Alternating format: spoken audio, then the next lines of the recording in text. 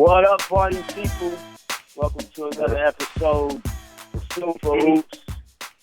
SOFAHOOPS live from the Love Seat with Tawdry Beast Ilee Coleman. What up, Ilee? Yeah, what up? Second man on the sofa.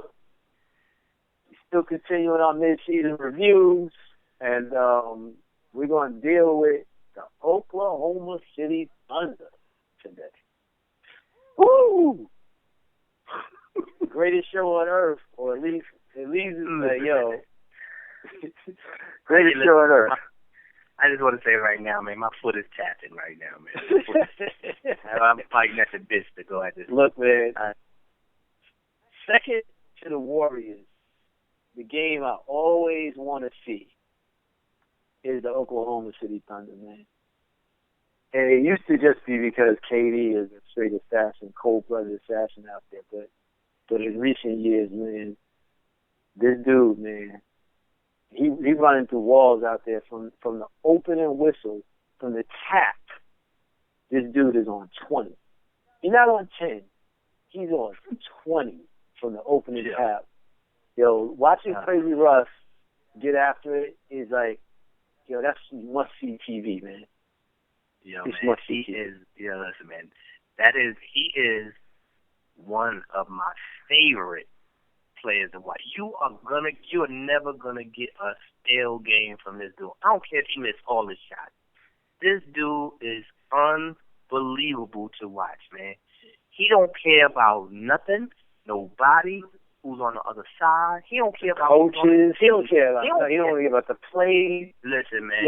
But the time that he gets out of that funny commercial that he got, that Riddler suit, when he in that pose, yo, in that reverse warrior pose, yo. Once he comes out of that, man, and he puts his clothes on and comes to the arena looking crazy, and he got that swag on him, man. You don't know what type of music he listening to, man. Russ be moving, don't even have no headphones on. I'll be like, oh, he's great. And then, man, he gets on that court, man, and it's unbelievable, man. Yeah, I think a lot of times he forgets that he got arguably one of the most prolific scorers in the world next to him. I think he forgets sometimes. Because I've seen him shot that dude away, man, and take shots that you be like, yo, did you forget you got KD on your team? And then, oh, man, then KD, man. Listen, man, to be as talented as you are, man, you got to be a little bit more vocal, man. I mean, you defer to nobody. Not with your skill set. You defer to nobody, man. I mean, as far as getting me a bucket, man, I'm going with KD all the way as getting me buckets, man. If Russell had KD skill set, man, you might be talking about the greatest ever, man. Yo, man, Russell there's a whole bunch of ifs with Russell. I mean, as we've mentioned on many occasions, he's one of the main dudes in the league that, yo, I'd be worried about him, man. Like, they should allow him to wear a helmet, yo. Because, I think he does, man. I think he does, man. I think he wears an invisible helmet, man. And he just runs around, man, and he don't hear nothing. I think you got Russell. You have a like. I know this may be wrong, but yo, man, I know one time in high school we was playing, man, and we went and played this deaf school, man, and we were playing, everybody going hard, man, and they blew the whistle. And they didn't know that the whistle was blown, man, until you had to stop. You know what I'm saying? Because they couldn't hear the whistle, man. That's how Russell is, man. He don't hear nothing. He don't see nothing, man. I think he just knows something went on when everybody stopped. You know what I mean? My favorite part of Russell is, you ever watch Russell where he in the huddle? Like, he's not really in the huddle. He like standing outside the huddle just waiting for the whistle, for the buzzer to go off. Like, yo, whatever, yo. Like, come on, man. Yeah, for real. Come on back out here, man. Russell still thinks that Scott Brooks is the coach. Like, you don't even know. He says Scott Brooks on sick leave. You don't even know Scott got fired. Like, he's like, who that dude with the funny hair? Whatever, man. Yo, just give me the ball. Yeah, I love him, man. But with all that said, man, they still not gonna win, man. I mean, I'm gonna give them the same grief that I give the Cleveland Cavaliers. Like, what are y'all doing out there, man? What are y'all running? Yeah. Like, what's the play? Like, I'm not saying that you can't improvise once in a while, man, but I just don't know what's going on out there. And I know it's hard because Russell moving so fast all the time, you just reacted to what Russell did. So, man. So you don't have time to set nothing up. it's like, I mean, Serge Ibaka, his numbers is flipping because he's not really getting proper touches. He's a little bit of a liability on the defensive end, but on the offensive end, you should be in his camp for more touches. I just think that for everything I love about watching them, which is just, it really comes down to Russell and KD just being so, in their own different ways, so prolific that it's just fun watching them. But in terms of, like, winning in the big picture, like down the line, come playoff time, you got to figure out what you do out there. Like they're not going to win, man. Yeah, the isolation. Yeah, Lion can't change his stripes, man. Lion can't change his stripes, man. And that team together, man, they're so ingrained in them, either one of them two dudes taking the shot. And preferably KD, more times Russell. Preferably KD, but more times Russell. And you know, Ibaka now playing away. You know, remember when Ibaka used to lead the league in shot blocking? But all his numbers are down. You know what I mean? All his numbers are down. You know, he out there on the perimeter now. They got him shooting. You know, I mean, people are running crazy with this 3-ball, man. You know, and I think it's causing more harm to certain teams than most. You know what I mean? Because you're making dudes take shots that they don't. He hits some of them, man. But I need him roaming the paint, man. You know, stopping cats from coming down there. You know, from just getting easy buckets at that basket, man. I like Enes Kanter, man. I got him on my fantasy dude. I think he's a nice, serviceable pickup, man. He's more than serviceable because actually, when Adams was out last year, you know, he was putting up double-doubles like crazy. But that was because he wasn't there and he was getting more touches and the ball was moving a little bit more than it is now. It's still going to stick a little bit with Russell because Russell's going to do what Russell's going to do. It just depends on what he feels like when he touches that ball, you know. But KD, you know, when KD is in the mindset of taking over, he's a beast. But when he gets into defer mode, I'm looking at him like, are you kidding me? What are you doing? Well, here's the thing, though. And in terms of getting other people touches, I mean, I got to be honest. I mean, I'm going to go at the GM a little bit in terms of, I mean, what did you really add to this team, man? I mean, the only people who deserve to get a touch really, because his offensive game in the post is Enes Kanter. He's one of the few genuine big men in the league that still got a little bit of Calipari, yo. He learned a little footwork, and he know how to play the post a little bit. Man. You know, but when you start looking at the rest of the roster, man, it's a little bit of a question mark. I mean, Steven Adams is definitely that energy dude. He can get you some stuff popping. You know, he's a good all-around big guy with no real post game. I think that DJ Augustine is a great, you know, off-the-bench point guard. But you start looking at old Nick Collison and Mitch McGarry and Anthony Morrow and Steve Novak and Cameron Payne, Andre Roberson, Kyle Singer, Dion Waiters, man. Dion Waiters. That's the name I was waiting for you to say. Dion Waiters. Yeah, man. There was a reason why he didn't stay over there with the Cavs, man. It's a reason. He went from the Cavs to Oklahoma City. And the Cavs and Oklahoma City is real similar. It's just that it's more those dudes over there with the Cavs. Yeah. That dude, man, he brings, what does he bring, seriously, what does he bring that's different from the first team? You know what I mean? You just get more of the same thing. This one-on-one basketball, you know what I mean? Where's the pass, the cut? You know, all of the different things that go into the game of basketball, you know? And I just think them dudes don't get easy baskets. They just don't get easy baskets. And they need that. And, you know, I mean, at what point does Sam Presti, you know, look back and say, look, man, we just got to blow it up. You got to blow it up, man. Blow it up and get something while you're there. One of these dudes got to go. I think that with a championship with both them dudes there. I think that, you know, like I'm looking at the stats right now, and I'm looking at, you know, it seems great on paper. You know, Russell's averaging 24.4 points a game, 9.5 rebounds a game, and like, was it 7 rebounds a game, 9.5 assists a game, 24.4 points a game. And I'm going to beat the dead horse that a lot of prognosticators will beat about the future of this team and say that Russell, while I love that you're able to get some of these numbers, man, you got to really work better at getting people involved. And I know that, you get 9.5 assists. I get it. But sometimes the stats do lie. It's like Russell getting assists because he ran down the lane with his helmet on and then didn't have nowhere to go and kicked it out and somebody hit a shot. That's not really a real assist. Russell gets assists by accident. And a lot of them assists is just because Katie is a cold killer with the shot. So, a lot of times that's him coming up the floor and kicking it out to KD and KD hitting the jump. So what else? I'm talking about his numbers need to be adjusted in the area of, like, look, man, if you're scoring 24 points a game and KD's scoring 26 points a game, where's your other buckets coming from? In other words, what kind of rhythm do your team have regularly? Like, you don't have a dude who stands out as a third scorer, really, other than Serge Ibaka at 13 and change.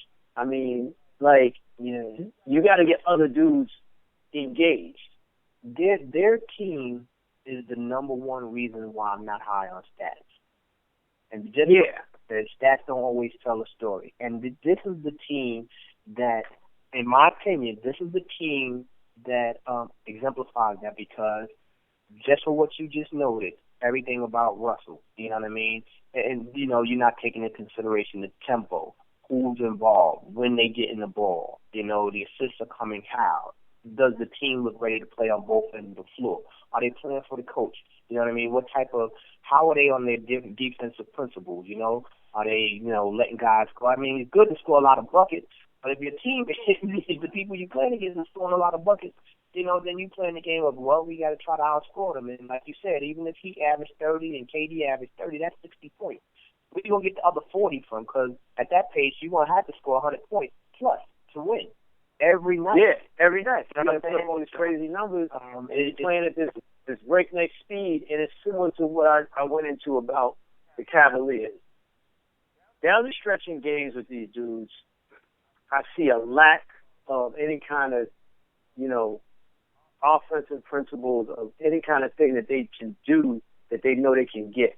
And I know we ain't never going to get back to the 80s and 90s, but back in those days, there were certain things where teams, that, look, you knew it was coming and you couldn't stop it. Like, look, man, Stockton and Malone was going to run that thing they run. With Hornacek sitting out on the wing, right? You knew they were going to do that. But guess what? It still works. You know what I'm saying? Like, and you knew they had something they did. You knew they had, a play or something that they did that they knew this is our go-to thing to get us buckets. Like, you ain't got to always be making some big, fantastic shot, last minute, save the day shot if you have something that you regularly do. But you know what? What's so interesting, man? Because if you look at the makeup of the league now with all of these young players and just how teams play, everybody runs the high screen and roll, and you have a super-duper point guard who passed the ball a lot or whatever the case may be, right? But don't you think it's interesting that it's teams with old school play that are at the top of the league, more or less? You know what I'm saying? The Warriors and the Spurs. You know what I mean? Because they don't have really a point guard that passes the ball a lot. That ball is free flowing. That ball moves. Everybody touch that ball. Everybody thinks they're, whether they're shooting it or not, they're touching it. They're touching it, and I'm gonna use another word. I'm gonna use another word. In the game. They're accountable. You make students accountable when they get touched. If I feel accountable, it's like when I was in junior high school. If the coach had a situation where I had to, any role within the context of that play, he made me feel accountable. Like, yo, Darren, you're supposed to be over here. At this point, when he gets there, where are you supposed to be? A lot of these dudes, man, they running up and down. You take Russ running up and down at a breakneck speed, as exciting as it is to watch. He's running up and down at a breakneck speed. You can't set nothing. You can't get into nothing. But they don't even run. You know what I'm saying? Them like the Cavs, because they have two potent dudes that are just, their skill sets are just, above the norm like that. Mm-hmm. They feel that they just, and they always got to take over. They always got to do something remarkable, and that weighs on you. You can't do that every night, man. I don't care who you are. You can't do that every night. You're gonna have off nights. You know what I mean? And so, and these dudes are shooting from 35, 40 feet out. You see what I'm saying? Like everybody got Steph Curry. And even Michael, when Jordan got his thing, he put his back to the basket. You know what I mean, and started getting the mid range. Kobe too. High percentage shots, man.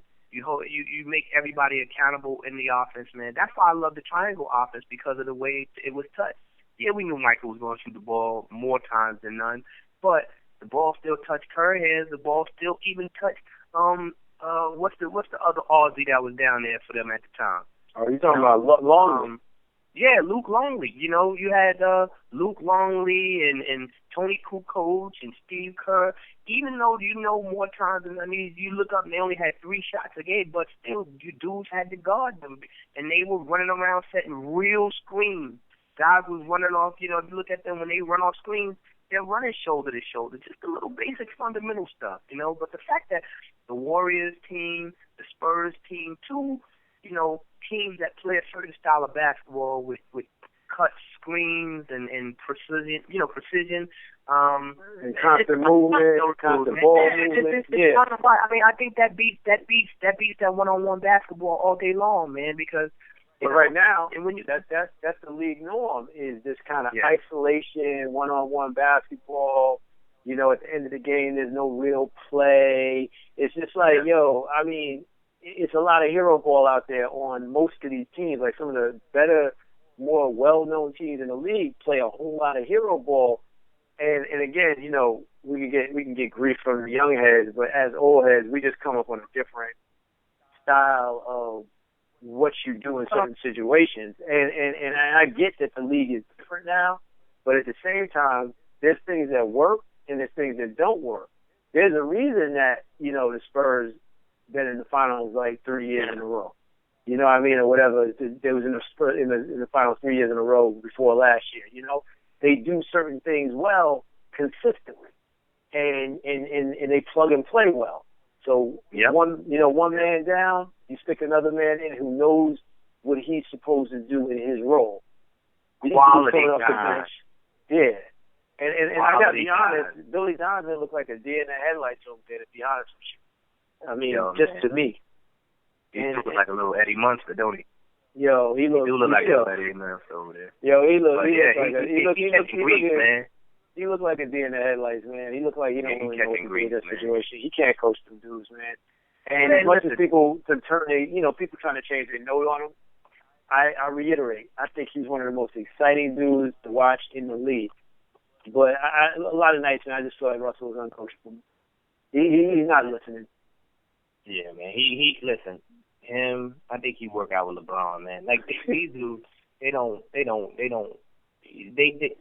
what they do. You know what I mean? I give Russell's just a different breed. You know what I mean? He's just a different breed. But you can't even fault Scott Brooks for what they did, because he had no control over there either, man. After a while, it was just like, look, man, Russ.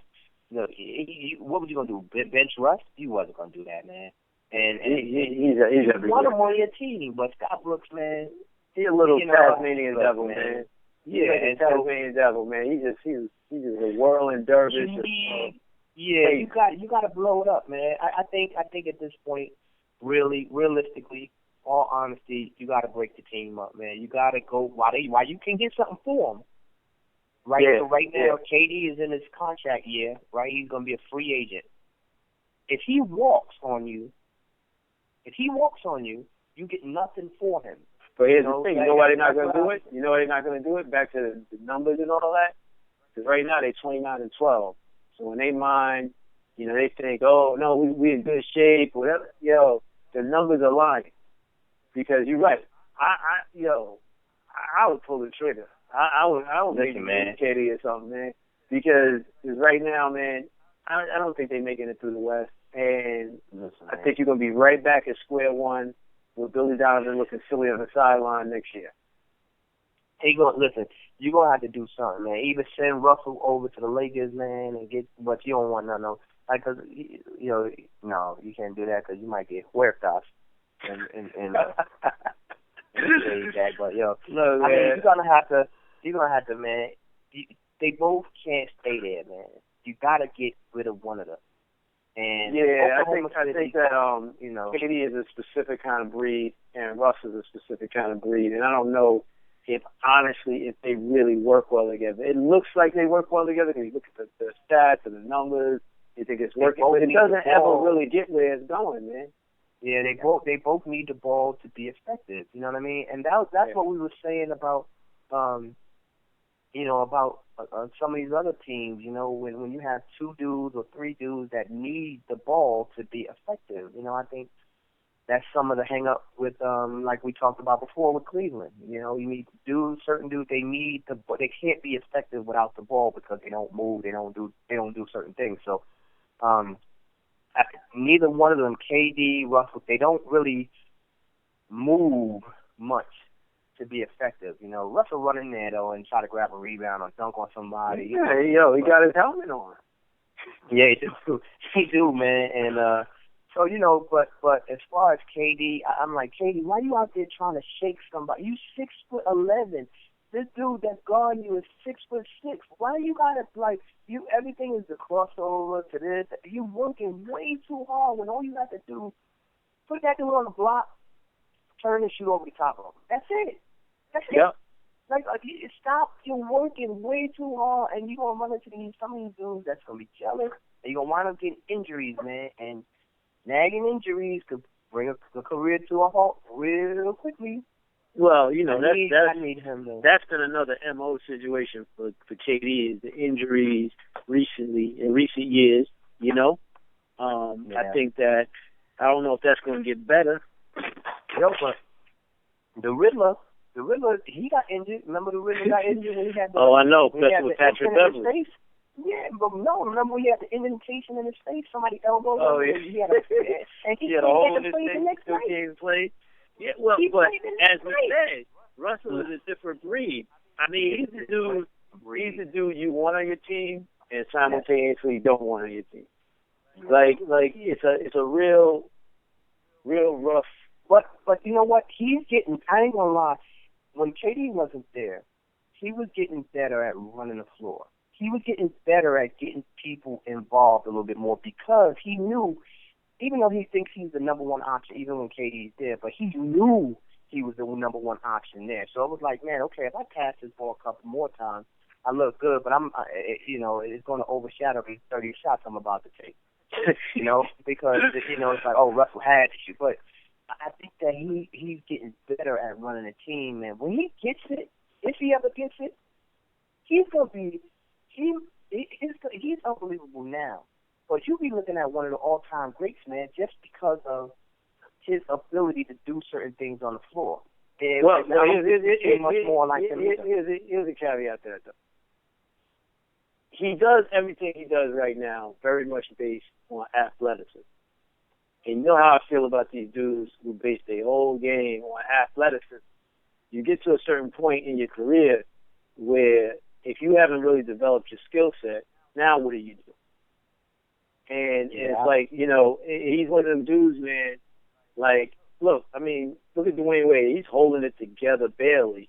But he spent his whole career, his whole thing was predicated on being flash and cutting to the basket and dunking and all that. And now it's like, okay, you still haven't developed a really solid, consistent outside shot yet. And you're getting older. And your knees is hurting more and more every year. And your wife is leaning on your bank account. And you got all kinds of stuff going on. Like and with Russell, I worry about the same thing. Like, yo, man, you're going to have to learn how to play with your feet on the floor at some point. Like, you got to learn how to run a team and not do everything through pure adrenaline and energy. Yeah, that's dope at certain moments, but you can't do that for your whole career. Nah, man. Yeah, man, listen, if anybody can do it, man, I still want to do that. Listen, I'm throwing out. Listen, all things that's legit, that defies logic, man. Yeah, that dude, man. I mean, look at the commercial. He's a different breed. The Green commercial. That's my favorite commercial ever, man. Man, that Green busting the wall, man. Yo, that dude is a different breed, man. there's nothing like him, man. I don't think I've ever seen anything like him, you know. And he's just something to marvel, man. But his heart and his will it's right up there with Kobe. I like that Kobe said, you know, one of the dudes that he admired, you know, is Russell, man. They was like, yo, who played you like you? It was like, yo, I think Russell. You know what I mean? Like Russell. He go at it every night hard. He doesn't care, man. Like you don't have to. The one thing you don't have to say to Russell is anything about effort.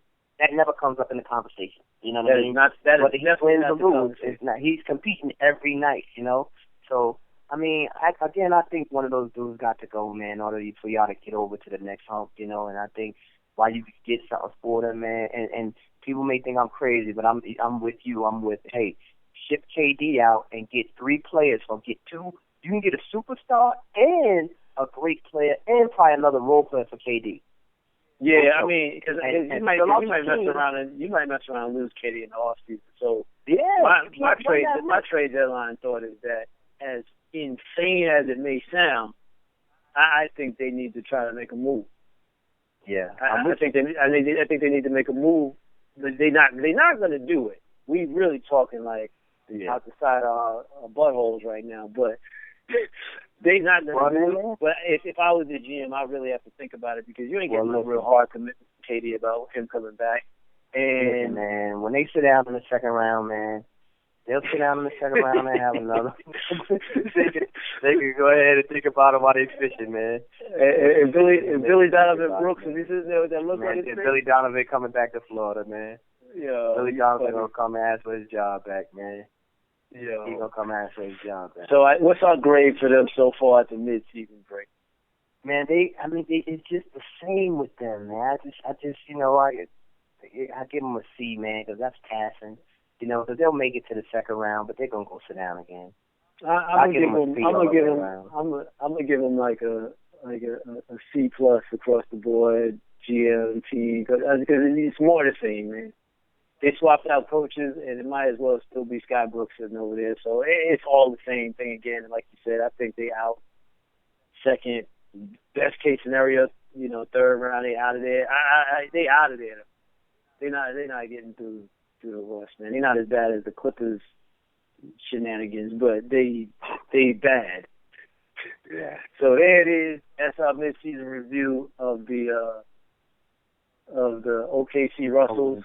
I mean, the OKC Thunder. Yeah, you're right. The OKC Russells. Yeah, and that's what we think about that. Get at us on our mutual websites, TawdryBeast.com, IleeColeman.com. We got products. Holler at us if you want one of our products. Support our cause by buying our crap. Like Ilee got books, I got music, and we got our sponsor. Stories, man. We got our sponsor, Wilfred Hosting. My support, man. Support IleeColeman.com. Pick up my latest book, man, the latest story on the Fresh Air Fund, man. Help dudes eat, yo. Help dudes eat. Great organization based out of New York City, man. And then my book, The Bogeyman, True Confessions, man. It's a nice little short story. You can get both on my website, man. And ESPN found it to be hilarious, so I'm sure you will too.